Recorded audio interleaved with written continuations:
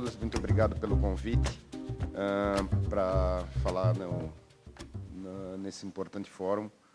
A América Serviços Médicos é uma das verticais da OHG Brasil. A OHG Brasil tem 3 verticais, a AMIL, a América Serviços Médicos e a Optum. E a América Serviços Médicos apenas se preocupa com delivery, com entrega de saúde, não tem preocupação com operadora. É lógico que nós somos absolutamente irmãos da AMIL e da Optum, mas nós trabalhamos de maneira independente. E a América Serviços Médicos hoje é composto de 22 hospitais no Brasil inteiro, principalmente na região sul, sudeste e nordeste e também no Distrito Federal. Hospitais são sistemas vulneráveis. São sistemas complexos e vulneráveis. O que significam sistemas vulneráveis? São sistemas que facilmente podem ser degradados por falhas humanas. E tudo que a gente falou aqui, que foi falado pelo Dr. Renato pela manhã, vem disso, vem de falhas humanas nos processos hospitalares. E o que caracteriza os sistemas complexos e o que caracterizam essa possibilidade de degradação por falhas humanas? 3 grandes características. Complexidade. Hospitais são talvez uma das instituições mais complexas do mundo, comparável talvez a transatlânticos, mas é um grande hotel com múltiplos serviços funcionando ao mesmo tempo, de maneira independente e absolutamente interligadas. São muito interativos, ou seja, um serviço, uma função, um processo do hospital depende do outro processo, e eles têm alto grau de acoplamento. Ou seja, se um processo falhar, o processo que vem a seguir falha, porque ele não tem chance de se recuperar. Já que é assim, é possível entender o porquê a gente causa tantos danos, né?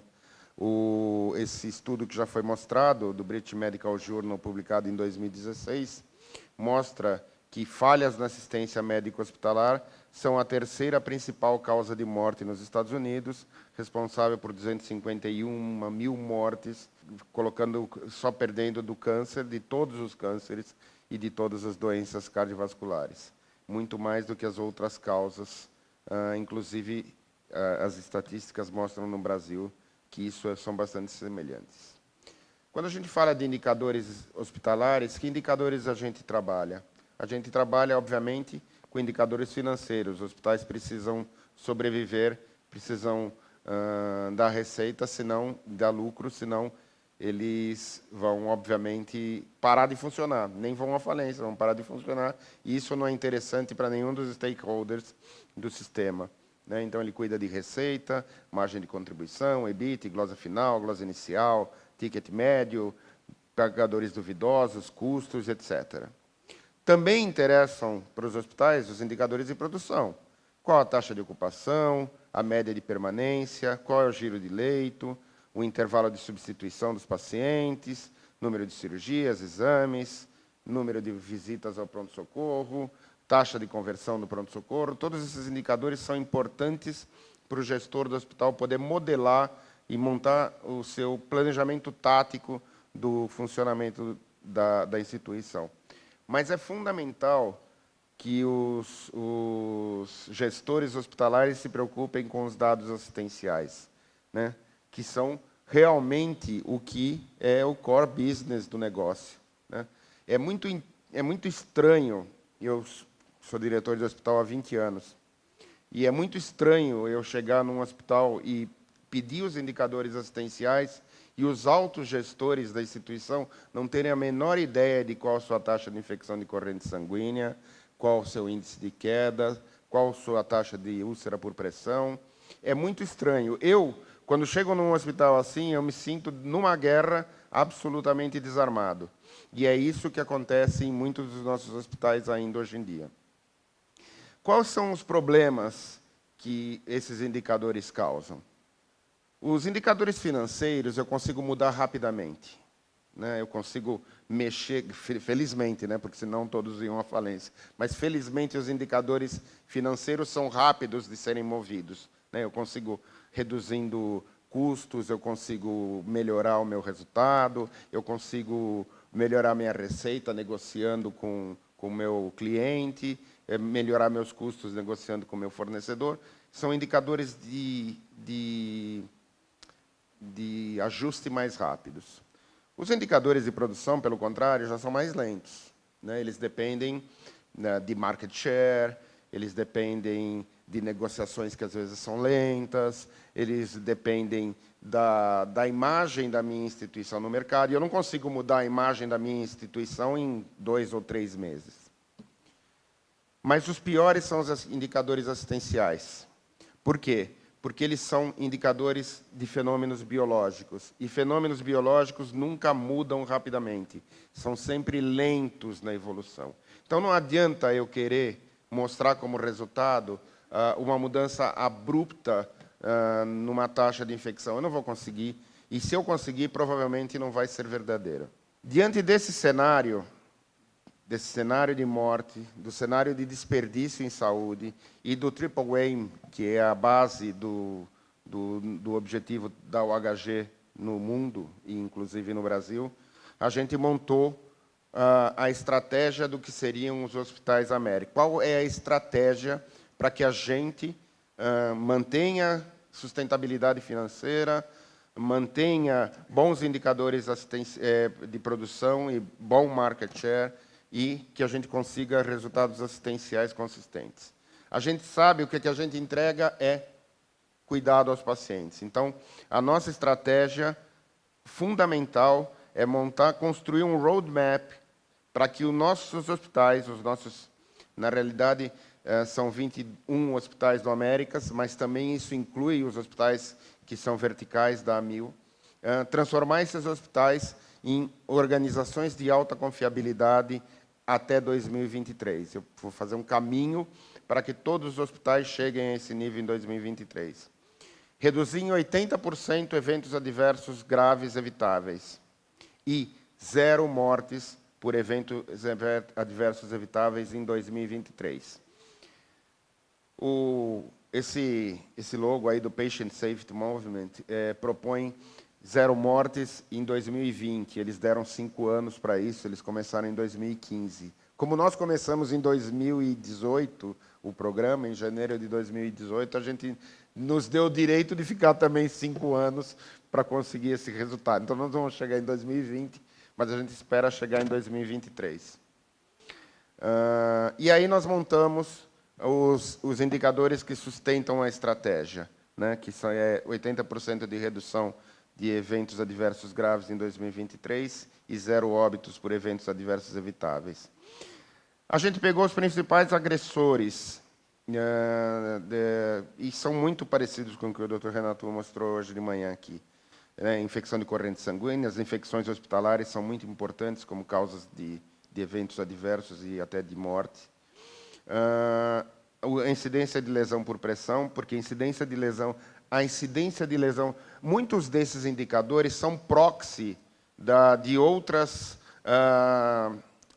processos hospitalares. Lesão por pressão é um típico proxy da qualidade da assistência de enfermagem. Se a assistência de enfermagem é adequada, eu diminuo a minha incidência de lesão por pressão. Parada cardíaca em unidade não crítica também é um proxy, como o Dr. Renato falou, o código amarelo funcionando bem significa que eu tenho uma assistência integrada, eu tenho uma assistência vigilante ao paciente. Índice de queda, esse indicador é o mais terrível de todos, porque ele, por mais que você peça para o paciente... Engraçado que a gente acha, né, poxa, o paciente caiu. Eu pedi para o paciente não levantar, não é? A culpa é dele ter caído. Eu avisei ele para ele não levantar. Broncoaspiração, eu vou mostrar um dado interessante mais para frente sobre broncoaspiração. Taxa de mortalidade hospitalar e taxa de mortalidade cirúrgica. Esses são os números atuais do Américas, né? Vê que a gente não mudou muito em alguns indicadores mudaram mais. Mas esse jeito de ver os indicadores é muito travado, muito parado, né? Eu vejo ele assim, o que significa isso? Tá bom, tá ruim? E aqui eu tenho um quadro desde o começo de 2017, do que aconteceu com a notificação de eventos adversos graves no grupo, nos 21 hospitais, e os óbitos por eventos adversos graves. Notem que no começo, aí, quando a gente começou a trabalhar com os hospitais, a quantidade de notificações era bastante baixa, né? E aí cresceu mais do que triplicou o número de notificações e triplicou o número de óbitos identificados por eventos adversos graves. E a gente agora está fazendo um trabalho bastante intenso de capacitação dos gestores, médicos principalmente, de enfermagem, no reconhecimento disso. Então, a gente está indo padronizando o modelo de atendimento de todas as comissões de óbito, na interpretação de todos os óbitos, na investigação de se aquele óbito, de fato, foi secundário a um evento adverso. Porque, às vezes, o evento adverso ocorreu 60 dias antes, né? O paciente teve uma queda, fraturou o fêmur, ficou 60 dias internado e acabou morrendo. Ele morreu, provavelmente, por causa da fratura do fêmur que ele teve. Então, a gente progrediu muito nisso, a gente espera aumentar muito mais essa notificação, não porque a gente queira que os pacientes morram, mas porque a gente precisa saber que eles morrem para a gente poder lutar no sentido inverso e conseguir tratar isso daí. Como que a gente vai chegar lá, então? A segurança do paciente é prioridade estratégica para o Grupo América. Aliás, para o HG no mundo é prioridade estratégica, não é só no Brasil e não é só no Américas, é todo o United Health Group. A gente está implementando um roadmap que vai levar os hospitais a serem organizações de alta confiabilidade em 2023. Os protocolos de tratamento de doença grave, o protocolo de tratamento das condições adquiridas em hospitais. E a gente já falou que a gente monitora mais ou menos isso. Como é que a gente monitora? Até o final de 2017, até dezembro de 2017, a gente monitorava assim. Isso eram índices por hospitais. A gente acompanhava, não sei se está dando para ver direito, mas a gente acompanhava os eventos isoladamente por hospitais. Aqui, por exemplo, é um indicador combinado que a gente usa em todos os hospitais, que é o índice de danos. Quer dizer, quantos danos por 1000 pacientes dia, quantos eventos adversos graves com danos os pacientes sofreram por 1000 pacientes dias. Aliás, esse é um outro problema dos indicadores assistenciais, é qual o denominador que se usa. Para que a gente possa ser transparente e comparar os hospitais um com o outro, eu preciso que a gente faça um pacto, né? Nós, do sistema de saúde, fazemos que denominador nós vamos usar? Paciente dia, admissões hospitalares, altas, qual é o normalizador? Porque, senão, os indicadores são absolutamente não comparáveis. Além do problema de auditoria que existe, né? É muito caro contratar um auditor externo, só grandes hospitais conseguem contratar, e mesmo assim, a gente teve uma experiência com uma grande empresa de auditoria, mas que faz isso no exterior, mas que, infelizmente, no Brasil, não tinha gente capacitada para auditar os indicadores. Então, a gente perdia horas explicando qual era o indicador, o que o indicador indicava, e eles não conseguiam entender, não conseguiam auditar, e aí a gente acabou desistindo de ter dados auditados. A gente audita, porque é obrigatório, principalmente nos hospitais JCI, a gente precisa ter validação do indicador, mas a gente audita, mas não é uma auditoria externa. É um grupo independente de auditoria, que não está ligado à gestão dos hospitais, mas não é auditoria externa. E agora, a partir de 2018, a gente mudou o modo de ler os indicadores, porque esse gráfico ele traz dois dados. É o número absoluto de eventos adversos graves num gráfico, numa série temporal. Se eu olhar a linha de tendência, que é a linha reta no meio, parece que eu estou tendo uma redução no número de eventos adversos graves. Mas olha o que acontece quando eu coloco no control chart. Isso significa que eu não mudei de fato, eu não tive uma melhoria. Parece, pela linha de tendência, que isso vai aparecer no futuro, mas ainda eu não tive nenhuma mudança, basicamente por causa daquilo que a gente falou, que os indicadores assistenciais são fenômenos biológicos e demoram mais para acontecer. Aqui é o nosso índice de dano, então, normalizado por 1.000 pacientes dia. Então, vocês notem que eu tive só uma elevação ali no começo, nos 2 pontos vermelhos, provavelmente por incentivo à notificação, mas que depois a tendência do número de eventos se manteve mais ou menos estável aí durante todo esse tempo. A densidade de infecção de corrente sanguínea por catéter venoso central, que a gente tem um número atualmente que ainda não teve mudança significativa, mas que é comparável ao NHSN dos Estados Unidos, é por volta de 0,8 por 1.000 catéteres, 1.000 pacientes dia com catéter. É um número comparável ao número americano, mas isso não é homogêneo por todas as instituições. Esse é um outro indicador, um outro jeito de ver, já comparando os vários hospitais, que é a incidência de parada cardíaca em unidade de internação não crítica. A nossa meta é que ocorram 0 paradas cardíacas em unidade não crítica, porque é absolutamente prevenível, né? É só eu ter um bom sistema de vigilância.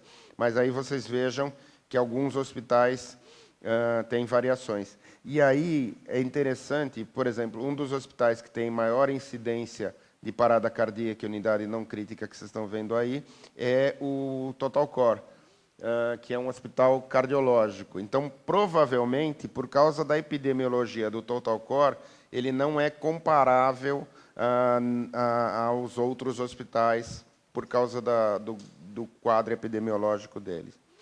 Mas a nossa meta é 0 e a gente... Em alguns hospitais não tem parada cardíaca em unidade não crítica, provavelmente porque eles têm baixa complexidade. Então, aí o paciente não tem parada cardíaca mesmo. Lesão por pressão é a mesma coisa, a gente tem uma grande variabilidade entre os hospitais, alguns com índices bastante baixos e alguns com índices elevados. Isso é úlcera por pressão, antigamente, né? Esse dado é índice de queda também, e queda varia bastante.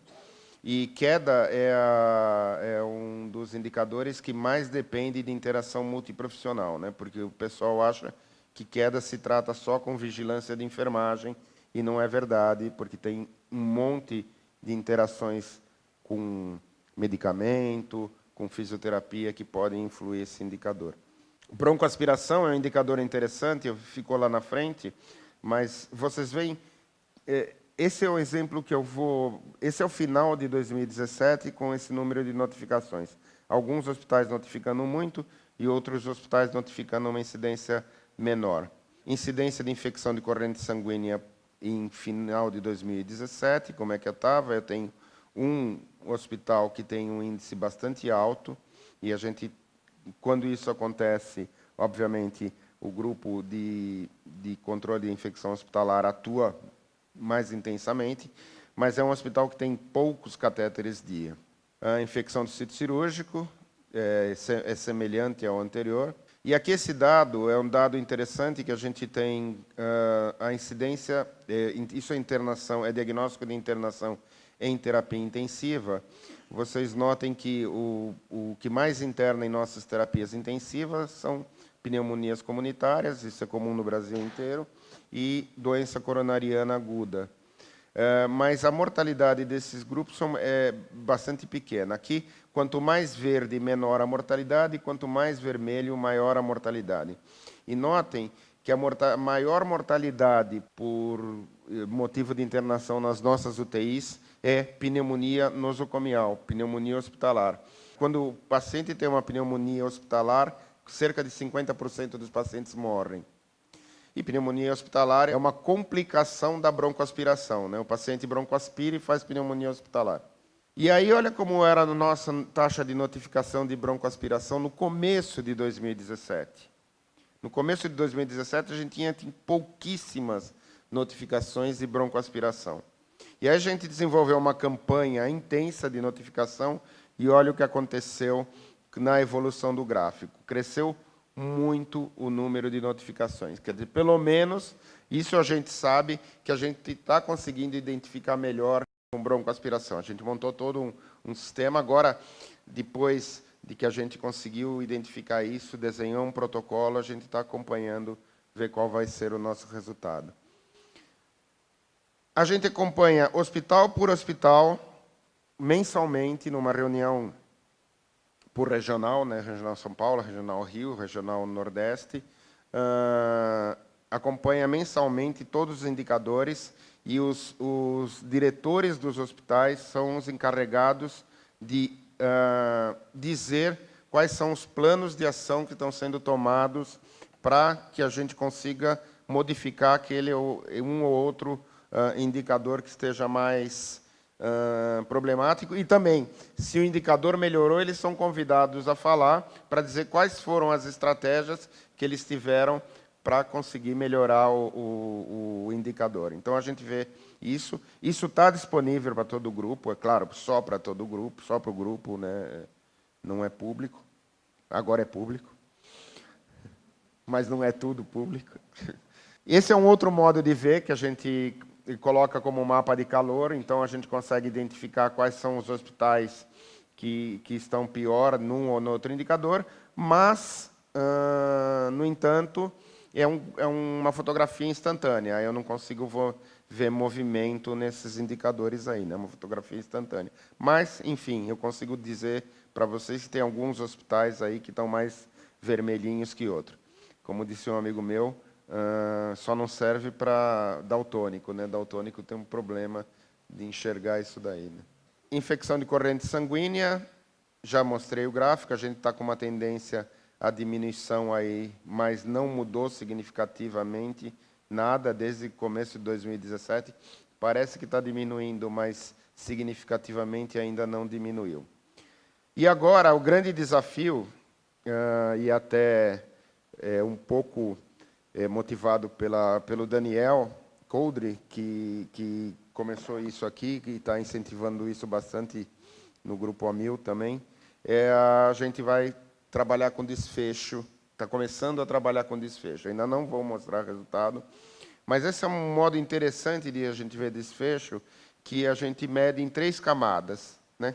Quer dizer, qual a camada 1 é se o paciente sobreviveu, né? A condição de saúde que eu atingi ou mantive com o tratamento. O paciente sobreviveu, qual o grau de saúde que foi alcançado, né? É o primeiro resultado que eu preciso ter. O paciente sobreviveu ao tratamento e qual foi o grau de saúde que eu alcancei. Na segunda camada, eu vou ver o processo de recuperação do paciente àquele tratamento. Então, quanto tempo ele demorou para se recuperar? Quanto tempo ele demorou para retornar às atividades normais dele? Quais foram as inutilidades do cuidado que eu causei? O que eu causei de inutilidade? Tipo, eu causei infecção hospitalar, o paciente teve dor, o tratamento foi ineficaz. Isso é importante para eu saber. É importante para o paciente saber, para o sistema saber se o que eu estou tratando realmente não está causando dano ao paciente. E na terceira camada, por último, que é a mais difícil de medir, é a sustentabilidade da saúde. Quer dizer, em longo prazo, o paciente que eu tratei, ele se deu bem, ele foi bem, né? Ele teve alguma complicação tardia, ele voltou a andar ou ficou com a perna torta e não consegue andar, tem que andar com bengala a vida inteira porque a prótese foi mal colocada. Aqui são só exemplos de como eu faço isso, né? Na primeira dimensão, a dimensão sobrevivência, é quanto o paciente sobreviveu, câncer de mama, por exemplo. O paciente sobreviveu em 1, 2, 3, 4 ou 5 anos ou mais na prótese de joelho. O paciente morreu durante o tratamento, internado. Qual foi o grau de recuperação de saúde que eu tive? No câncer, eu tive remissão da doença? Qual o status funcional do paciente? Eu preservei a mama da paciente com o tratamento? Na prótese de joelho, qual foi o nível funcional atingido? Qual o nível de dor atingido? Quer dizer, o paciente teve dor secundária ao tratamento? Qual o grau de retorno às atividades físicas? Ele voltou a andar ou ele tem pendência nisso? No terceiro nível, qual foi o tempo de recuperação que esse paciente teve? E do retorno às atividades normais? No câncer, o tempo de remissão, qual foi o tempo de remissão que eu tive? Qual o tempo para atingimento do status funcional e cosmético desejado. Né? Isso é o resultado. Não adianta eu ter operado um câncer de mama, ter tratado, o resultado é pior. Se eu tive complicação, se eu não tive retorno ao status funcional, se o status cosmético é ruim, né? Qual o tempo de tratamento e o tempo para o retorno às atividades físicas e ao trabalho? Quais foram as inutilidades do cuidado que eu tive? Eu tive infecção hospitalar, eu tive náusea e vômito, neutropenia febril, limitação de movimento, desconforto na reconstrução da mama, depressão da paciente. Essas complicações ocorreram, são inutilidades do cuidado que eu tenho que evitar. Na prótese de joelho, tive dor, qual foi o tempo de hospitalização? Teve infecção, teve embolia pulmonar, teve trombose venosa profunda, precisou de uma revisão imediata, o paciente desenvolveu delírio secundário ao tratamento. E nas dimensões do terceiro nível, qual foi a sustentabilidade da recuperação e na natureza da recorrência? No câncer de mama, teve recorrência do câncer? Qual foi a consequência da recorrência? E qual foi a sustentabilidade do status funcional em longo prazo dessa paciente? Na prótese de joelho, teve manutenção do nível funcional em longo prazo? Ou essa prótese precisou ser reoperada porque ela teve mau funcionamento? Qual a habilidade de viver independente que eu consegui desse paciente? Qual a necessidade de revisão que eu tive? Eu precisei revisar a prótese ou não? E, finalmente, consequências ao longo prazo do tratamento que eu fiz 5 anos atrás. O paciente desenvolveu um segundo câncer secundário ao tratamento do primeiro câncer? Isso é uma complicação do tratamento do primeiro câncer. O paciente teve plexopatia braquial, ficou com limitação de movimento, teve osteoporose prematura secundária ao tratamento. Na prótese de joelho, o paciente perdeu a mobilidade por reabilitação inadequada, teve fraturas complexas secundária à prótese. Qual a suscetibilidade a infecções que esse paciente teve? Então, esse, com certeza, é o futuro dos indicadores hospitalares. Nós, do Américas, ainda não temos esses indicadores, a gente está começando a desenvolver isso. Está começando a desenvolver, e eu sei que existem outros hospitais no Brasil que também estão começando a desenvolver isso, mas esse é um alerta a todos nós para que a gente, de fato, entregue valor à cadeia de valor. Isso, de fato, é entregar valor ao paciente. Quer dizer, e à sociedade e aos stakeholders de maneira geral. Garantir que em curto, médio e longo prazo, nas três camadas de resultados, a gente entregue bom resultado ao paciente. E que a gente saiba que resultado a gente está entregando. Tanto os hospitais, quanto os médicos, quanto as operadoras, quanto os próprios pacientes. E isso ser transparente para que todo mundo saiba.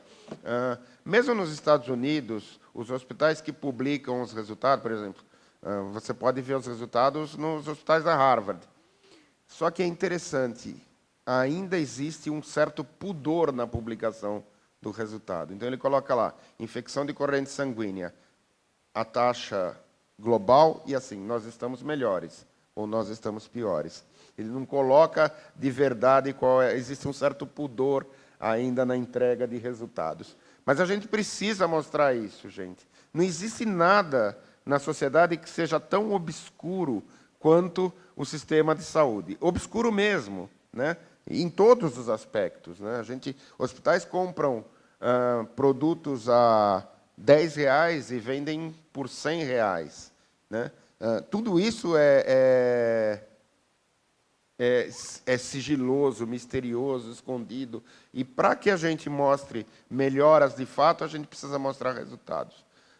A gente está trabalhando seriamente em publicar resultados e provavelmente em breve vocês vão ter os resultados tanto do Grupo Amil quanto dos hospitais do América Serviços Médicos. Muito obrigado.